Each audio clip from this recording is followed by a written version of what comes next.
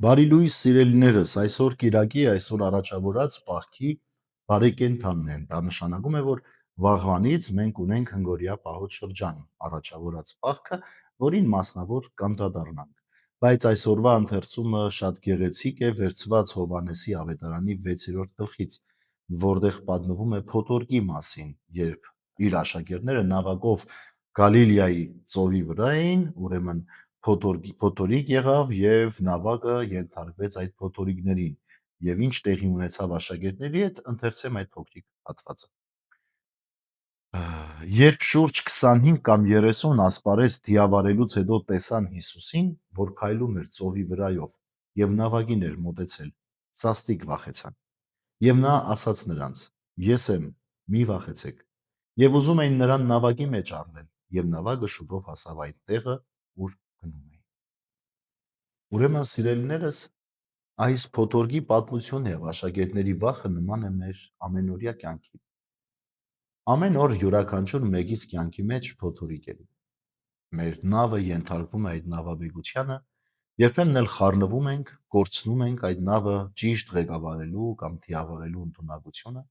լցվում ենք վախով, մտածելով, որ այլևս վերջ ելք չունենք եւ այս փոթորիկը կյանքի մեզ կուլ կտա։ Եվ Տերը ոչ թե հայտնվում է մեր նավի մեջ,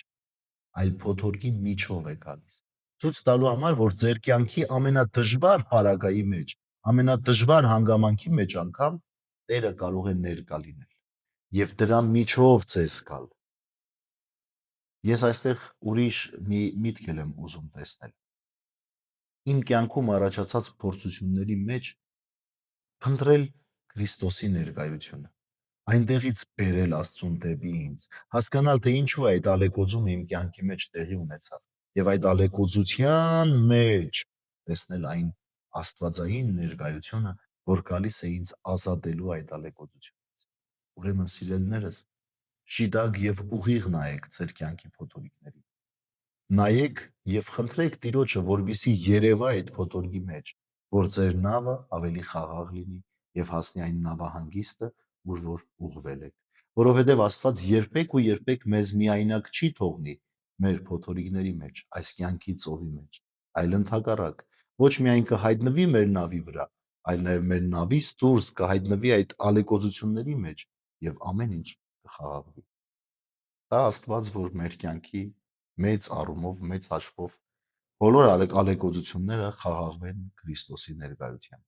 Եվ այն խոսքը, որ աշակերտներին ասաց, ողնչի յուրաքանչյուր մեկիս ականջին, երբ ասում է. Ես եմ, մի վախեցեք։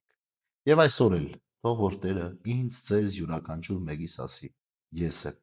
մի վախեցեք։ Չկա փորձություն, որտեղ ես լինեմ եւ դուք կորսվեք։ Բարի եւ խաղաղ օր ձեզ բոլորիդ։ Աստված օրհնի ամենքիս։